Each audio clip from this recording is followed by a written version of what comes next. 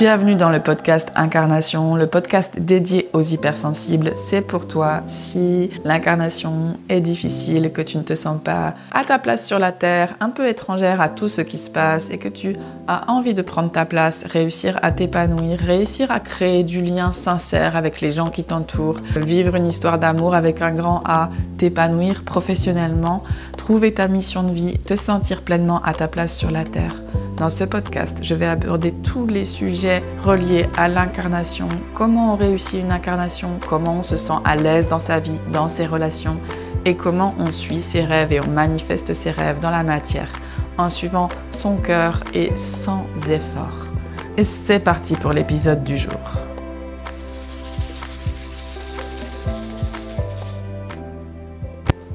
Aujourd'hui, dans ce premier épisode, on va parler du rôle des émotions dans l'incarnation. Pourquoi est-ce que les humains ont des émotions? Pourquoi est-ce que ça peut être si difficile de gérer ces émotions sur la Terre en tant qu'hypersensible? Et en quoi est-ce que ça va être très important que tu puisses faire le pont entre ton âme, ta guidance et tes émotions? Plus difficile parfois à ressentir. Pourquoi est-ce que l'émotion, c'est hyper important à prendre en compte quand on veut vivre une vie alignée et quand on veut vivre une vie paisible sur la Terre? Mon histoire, c'est que je suis née avec une charge émotionnelle, comme la plupart des hypersensibles, vraiment très très très lourde. Empathique, je ressentais absolument toutes les énergies, je ressentais absolument toutes les émotions refoulées de mes parents. Je ressentais également les charges de la lignée transgénérationnelle, je ressentais les non-dits, je prenais tout à cœur. Et je suis née avec une charge émotionnelle très très puissante. Et je me rappelle que ma mère ne savait pas du tout gérer ses émotions, donc elle ne m'a pas appris. Et j'étais une enfant assez calme, mais aussi plus jeune et vers l'adolescence, avec énormément d'émotions qui étaient là, de colère, de tristesse, de peur, qui étaient très très forts. Et ma mère ne savait pas gérer ça, ne m'a pas appris, comme la plupart des mamans de la génération de nos mères, ne savaient pas gérer les émotions. Et du coup, ces charges-là très très fortes, je ne savais pas les gérer. Et jeune adulte, quand j'ai commencé mon cheminement d'incarnation, quand j'ai commencé à me dire « Oh là là, il y a quelque chose qui va pas, je me sens tout le temps oppressée, je me sens tout le temps comme une cocotte minute en fait, et je me sens pas à ma place sur Terre, j'arrive pas à partager ce que je ressens, j'arrive pas à être en lien comme je veux moi. » Et je sentais à l'intérieur de moi énormément de tension, de dépression, de colère, de tristesse, dans tout ce que je vivais. Et il y avait aussi la joie, bien sûr, mais il y avait beaucoup de pression que je ne comprenais pas qui était là. Le moment où j'ai commencé à faire ce travail pour guérir du refus d'incarnation, c'est-à-dire pour prendre ma place sur Terre et faire venir descendre mon âme sur la Terre, vraiment prendre ma place en tant qu'hypersensible, il y a eu un passage hyper important que j'ai dû traverser pendant plusieurs mois. Ça a été de doter le couvercle sur toutes les émotions que je ressentais à l'intérieur de moi et d'apprendre à les accepter. Sauf que quand on fait ça et qu'on n'a jamais finalement su accueillir nos émotions, qu'on nous a jamais appris, eh bien la peur principale qu'on a, c'est de s'effondrer. C'est de ne pas pouvoir gérer tout ce qui va sortir. Et ça, c'est une peur très très puissante, très très forte, qui empêche la plupart des humains d'aller contacter ce qui est douloureux à l'intérieur d'eux et leur charge émotionnelle. Et donc ce que j'ai dû faire, c'est que j'ai dû vraiment prendre le temps. J'avais comme signé un pacte avec moi-même. Je me disais, ok, je sais que dans l'incarnation, pour vivre une vie où je vais être bien avec moi-même, va falloir que je m'occupe de toutes ces émotions refoulées, de toutes ces charges difficiles que je porte en moi depuis ma naissance et qui proviennent pas d'ailleurs que de ma propre existence. Ça provient aussi de toutes les mémoires collectives terrestres, la lignée familiale. J'avais comme pris en charge beaucoup d'émotions, mais qui ne m'appartenaient pas. Donc dans cette période de ma vie, j'avais à peu près, 26, 27, quand j'ai conscientisé qu'il y avait beaucoup d'émotions qui étaient là et que je devais faire quelque chose. Eh bien, j'ai pris vraiment le temps chaque jour déjà d'écrire l'écriture m'a vraiment beaucoup aidé à gérer mes émotions.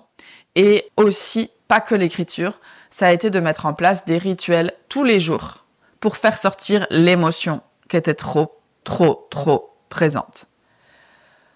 Rituels qui me permettaient de décharger ma colère, rituels qui me permettaient de décharger ma tristesse. Et même si je me disais que ça allait jamais terminer, que j'avais vraiment trop de colère, trop d'injustice, trop d'émotions, trop de tristesse, eh bien, j'ai fait le job pendant plusieurs mois de tous les jours aller décharger corporellement ces émotions. Et c'est ça qui m'a permis de faire la paix avec les émotions, avec mes émotions. Je me rappelle, j'allais me baigner tous les jours et tous les jours sous l'eau, je hurlais, pour pas qu'on m'entende, mais aussi pour décharger ma colère, je hurlais. Parce que l'émotion de colère était tellement stressante qu'il fallait que ça sorte. Et puis, chez moi, je me rappelle que quand j'étais triste ou quand je sentais une émotion me submerger, eh bien, directement, j'allais dans une pièce de mon appartement. Et c'était la pièce dédiée aux émotions. Et là, je me permettais d'exprimer l'émotion qui était là, corporellement. Donc, soit je me mettais à pleurer jusqu'à ce que ça me soulage. Le temps que ça me soulage, soit je tapais si j'étais en colère, je tapais sur un coussin et je criais jusqu'à ce que ça me soulage. Et j'ai fait ça plusieurs mois. Et qu'est-ce que ça permet de faire? D'avoir ce genre d'hygiène, en fait, de s'autoriser à décharger corporellement les émotions qui sont là. Eh bien, ça fait qu'on récupère à l'intérieur de soi beaucoup de force, beaucoup de pouvoir et beaucoup de liberté et de légèreté. Et c'est ce qui fait qu'après, dans la vie qui suit, toutes les charges ont été épurées, quand toute l'émotion s'est remise à circuler librement, toutes les émotions refoulées se sont mises à circuler librement, ce que ça fait après dans la vie, c'est que les émotions ne sont plus un problème, elles sont gérées. Et donc, elles sont moins fortes, elles sont moins douloureuses. Aujourd'hui, si je ressens de la colère, je sais direct comment la décharger et la faire circuler. Aujourd'hui, je sais faire la différence entre mes propres émotions et celles des autres. Aujourd'hui, si je me sens triste, je vais prendre un temps pour accueillir ma tristesse, mais ça va plus comme avant durer des jours, des mois, avec le stress, la tension mentale de qu'est-ce que je peux faire. Non, aujourd'hui, comme l'émotion est accueillie, gérée et circule librement, ça prend très peu de temps de décharger une émotion. Sauf que quand on débute son parcours d'incarnation, quand on accepte de faire ce travail, de dire « oui, je suis un humain avec des émotions refoulées, je vais devoir me libérer de cette charge pour pouvoir avoir une vie où l'émotionnel est bien géré », il y a toute une phase où ça va être important d'apprendre à corporellement se décharger des émotions. Là, à ce moment-là, moi, je ne conseille pas de faire uniquement de l'écriture. Je conseille de se prendre des moments dans la journée pour corporaliser l'émotion. Si par exemple, tu es dans une situation qui te procure beaucoup d'émotions et que tu as peur de les vivre et que tu te sens, tu vois, tu essayes de contrôler avec ton mental, tu essayes de chercher des solutions pour éviter l'émotion, eh bien moi, je vais t'inviter à faire le contraire. Je vais toujours inviter mes clientes dans le coaching incarnation à aller corporellement vivre leur émotion. Suivre le mouvement que le corps donne pour vivre l'émotion. Et c'est très simple. Hein. Colère, on tape dans un coussin, on crie. Tristesse, on se met en boule et on pleure. Et on le fait jusqu'à ce que ça sorte, jusqu'à ce qu'on se sente déchargé de l'émotion. Et ce que ça donne de savoir gérer ses émotions, en fait, ça donne une vie où la clarté, elle est beaucoup plus présente. Une vie aussi où les émotions deviennent une guidance. C'est-à-dire quand on commence à ressentir, exprimer corporellement ses émotions, eh bien le corps devient notre vraie boussole. On va sentir beaucoup plus vite instinctivement ce qui est bon pour nous, ce qui n'est pas bon pour nous. Mais tant qu'on n'a pas appris à décharger l'émotion, à corporellement la ressentir à l'intérieur de nous, tant qu'on n'a pas accepté qu'être humain, c'est avoir des émotions, et qu'on ne les libère pas, bien on va souvent en fait se retrouver beaucoup dans le mental, beaucoup à réfléchir et avec un instinct et une guidance corporelle qui n'est pas allumée, qui n'est pas active. Et l'incarnation, c'est avoir des émotions. Être humain, c'est avoir des émotions et s'en servir et ne plus avoir peur de les vivre, de les ressentir. Et j'ajouterais même que lorsque le lien émotionnel à soi-même est créé, est sain, est serein, est harmonieux, est efficient, efficace, eh bien c'est comme ça qu'on peut enfin vraiment s'ouvrir à la relation avec l'autre. Mais tant qu'on n'est pas en sécurité avec ses propres émotions, qu'on ne sait pas comment les gérer, comment les décharger, comment les faire circuler, comment les accueillir ou même comment les ressentir, on va toujours avoir des difficultés relationnelles et une difficulté aussi à être vulnérable en face de l'autre. Et du coup, on ne va jamais réussir à créer un lien d'amour sincère avec l'autre. Je ne sais pas si ça t'est déjà arrivé, mais il y a des gens qui ont une difficulté énorme à accueillir leurs émotions. Et tu peux être sûr que si tu es en lien avec ces personnes-là, en tant qu'hypersensible, tu vas souffrir. Parce que quelqu'un qui ne sait pas accueillir ses émotions, qui ne sait pas à créer du lien avec l'émotionnel, c'est extrêmement frustrant et extrêmement difficile. On ne se sent pas en lien, on ne se sent pas compris. Donc il y a beaucoup d'humains qui souffrent de ne pas savoir accueillir leurs émotions.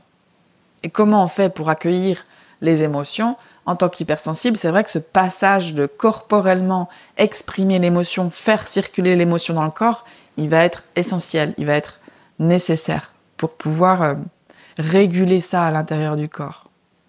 Et j'aurais envie d'ajouter que ton corps connaît le chemin. Donc, de ne pas avoir peur d'aller dans l'émotion qui te fait peur, de la ressentir, parce que quand tu vas t'autoriser ça, ton corps, il va se mettre en mouvement de guérison. Lui, il sait comment décharger l'émotion. Il sait comment la gérer, l'émotion. Donc, si tu fais confiance à ton corps pour accueillir l'émotion, pour la ressentir, pour la ressentir dans tout ton corps et l'exprimer de la manière qui est corporellement bonne pour toi, eh bien, ton corps, il va naturellement se mettre dans le mouvement de l'émotion, la faire circuler et la blessure qui est sous-jacente peut alors guérir. Être hypersensible, c'est avoir beaucoup d'émotions, beaucoup de charges émotionnelles. Mais ça ne veut pas dire que ça doit rester comme ça toute la vie. Parce que une fois que la circulation d'émotions et l'accueil des émotions est remis dans le cycle de la vie, dans le cycle de ton corps, eh bien ça devient beaucoup plus facile de vivre avec ces émotions et de vivre en tant qu'être humain qui a des émotions sur la Terre. Dans mon coaching incarnation, c'est vrai que quand il y a une blessure qui arrive et que j'accompagne en séance, je vais toujours proposer un rituel qui permet à ma cliente de corporellement faire un exercice qui va l'aider à décharger son émotion, qui va l'aider à corporellement entamer la guérison. Ça peut être d'exprimer à haute voix, d'aller dans le jeu du personnage qui exprime sa colère. Je vais proposer vraiment des rituels corporels qui vont aider à faire circuler l'émotion parce que ça passe vraiment par le corps. Une personne qui a des difficultés d'incarnation, elle a une difficulté à ressentir l'émotion dans son corps. Et ce que je fais dans mon coaching incarnation, c'est que je t'aide justement à accepter que ressentir, c'est ça, c'est être humain et c'est complètement OK. Et tu as besoin de l'apprendre pour pouvoir créer la vie que tu veux, pour pouvoir créer tes rêves dans la matière et pour pouvoir tout simplement même être en paix avec ta sensibilité. Moi, je peux te dire là que si tu as une situation qui émotionnellement te challenge, te percute, te fait du mal ou est douloureuse pour toi, je vais t'inviter à penser à qu'est-ce que tu peux mettre en place dans ton quotidien pour libérer l'émotion que tu as par rapport à cette situation. Ça peut être que tu es en colère avec une personne, ça peut être que tu es triste pour une relation, ça peut être que tu es stressé pour le professionnel.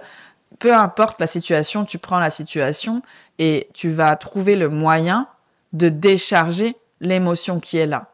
Si c'est de la colère, tu peux imaginer la personne en face de toi et lui dire vraiment ses casse-vérités et t'autoriser à dire tout ce que tu veux lui dire à cette personne. Si tu te sens triste, eh bien tu peux vraiment t'autoriser à ressentir, à vivre cette tristesse le temps que tu en as besoin. Mets-toi dans la condition pour ça et autorise-toi à vivre cette tristesse le temps que tu as besoin. En te mettant, je sais pas, en PLS ou en te roulant sous la couette et en vraiment t'autorisant à pleurer tout ce que tu as besoin de pleurer. Accompagne-toi vraiment par le corps, mets-toi dans une posture qui te permette d'accompagner l'émotion dans le corps. Et fais-le jusqu'à ce que ça te soulage, jusqu'à ce que tu sentes qu'il y a moins de charge. Voilà, c'était comment les émotions sont importantes dans l'incarnation et comment elles vont te faire te sentir vivant, si tu arrives à les accueillir, si tu arrives à les accepter. Et si tu es hypersensible, eh bien évidemment que tu as une grande contribution à donner sur l'accueil des émotions. Ce que la plupart des humains ont du mal à faire, toi tu vas pouvoir le faire parce que tu ressens énormément de choses et que tu es capable de accepter de ressentir tout ça en t'accompagnant au plus proche de toi-même. J'espère que cet épisode t'a plu. N'hésite pas à me faire un retour, à m'envoyer un email et à découvrir mon coaching Incarnation. C'est un coaching qui dure 4 mois dans lequel je t'aide à faire descendre ton âme sur la terre pour que tu puisses t'épanouir dans ta vie, manifester, réaliser tes projets dans le concret, même si tu te sens différente, même si tu es hypersensible, même si tu manques de confiance en toi. Dans le coaching Incarnation, on règle tes blessures d'incarnation pour que tu puisses vivre la vie que toi tu désires sur la terre de la manière qui est juste pour toi.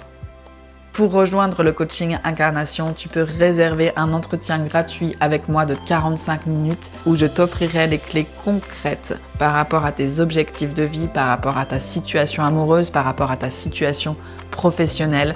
Le lien, il est sur mon site internet mathildeboussard.fr. Je serai vraiment heureux de t'accueillir dans mon univers. N'hésite pas à me contacter. À très bientôt.